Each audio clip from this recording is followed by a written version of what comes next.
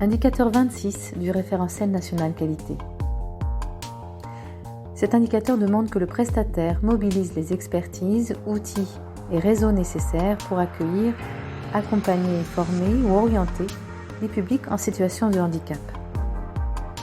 Comme nous l'avons évoqué lors de l'indicateur numéro 1, les organismes de formation doivent se mettre en conformité avec la loi de février 2005 sur l'égalité des chances et la compensation du handicap. Cet indicateur 26 fait partie de cette mise en conformité. Le niveau attendu est de démontrer la mise en place d'un réseau de partenaires, experts et acteurs du champ du handicap, mobilisables par les personnels, et dans le cas d'accueil de personnes en situation de handicap, de préciser les mesures spécifiques mises en œuvre. Les éléments de preuve donnés en exemple pour cet indicateur sont la liste de partenaires du territoire à même d'intervenir sur le fonds handicap et devant être accessible auprès de toute personne à même de réorienter le public en situation de handicap. Vous pourrez aussi donner des preuves de cette réorientation des personnes. La participation aux instances et manifestations de partenaires, les comptes rendus de rencontres, ou encore les compétences et connaissances du référent handicap pour les organismes de taille importante. Je préciserai tout à l'heure. Alors, qui est concerné par cet indicateur 26 ? L'indicateur 26 est un indicateur commun à l'ensemble des prestataires concourant au développement des compétences, donc les centres de formation classiques, les centres de bilan de compétences, les CFA et les centres accompagnants à la VAE. Comment répondre à cet indicateur 26 ? L'objectif de cet indicateur 26 est de démontrer dans quelle mesure vous pouvez accueillir, former et accompagner des personnes en situation de handicap. De quels partenaires êtes-vous entouré, le cas échéant, pour les réorienter ?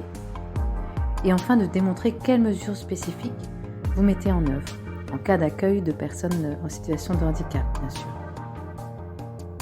Quelles sont les preuves possibles que vous pouvez présenter ? Afin d'identifier les supports ou autres preuves à présenter, vous pouvez vous poser les questions suivantes. Avons-nous déjà accueilli des personnes en situation de handicap ? Quels partenaires pouvons-nous mobiliser pour réorienter les personnes, le cas échéant ? Et si nous n'avons jamais accueilli de personnes en situation de handicap, sommes-nous prêts à le faire ? Quelles sont les modalités d'accueil des personnes en situation de handicap et sont-elles formalisées sur un document ? Si la nature de vos formations ne permet pas l'accueil d'apprenants handicapés, alors cela doit être précisé dans votre offre de formation. C'est ce que nous avons vu dans l'indicateur 1 sur l'accessibilité aux personnes handicapées. Et cet indicateur 26 sera donc non applicable.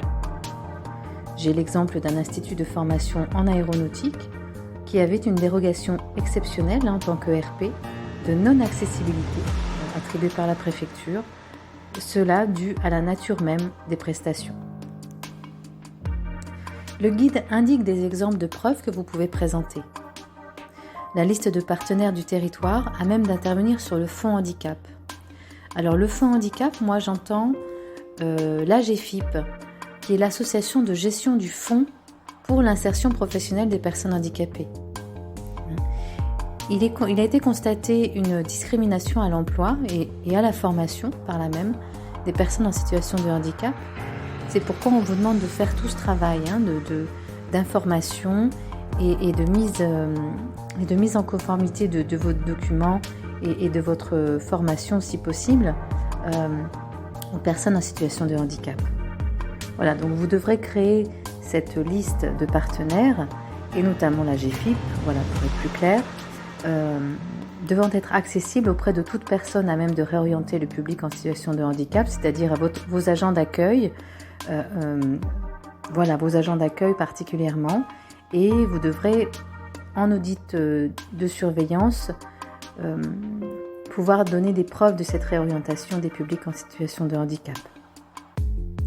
Vous pourrez également donner la preuve de participation à des instances ou à des manifestations de partenaires spécialisés, bien sûr, dans ce domaine, des comptes rendus de rencontres, et enfin, pour les organismes de taille importante, les compétences et connaissances du référent handicap. En effet, la loi pour la liberté de choisir son avenir professionnel prévoit la désignation d'un référent handicap au sein de toute entreprise employant au moins 250 salariés. Voilà, cette personne est chargée d'orienter, d'informer et d'accompagner les personnes en situation de handicap. C'est l'article L5213-6-1 du Code du travail. Dernière précision pour cet indicateur 26, si vous êtes un nouvel entrant, autrement dit que c'est votre audit initial, alors il faudra démontrer la mise en place d'un réseau de partenaires, experts, acteurs du handicap lors de cet audit initial, mais les orientations éventuellement réalisées seront auditées en audit de surveillance à 18 mois.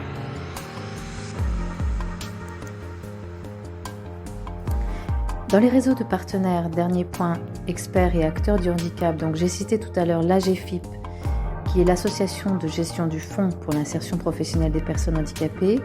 C'est l'acteur incontournable en faveur des personnes et de la formation, de l'orientation, de l'accompagnement de personnes en situation de handicap. C'est eux qui collectent, ils ont été créés en 1987 et collectent tous les fonds des entreprises qui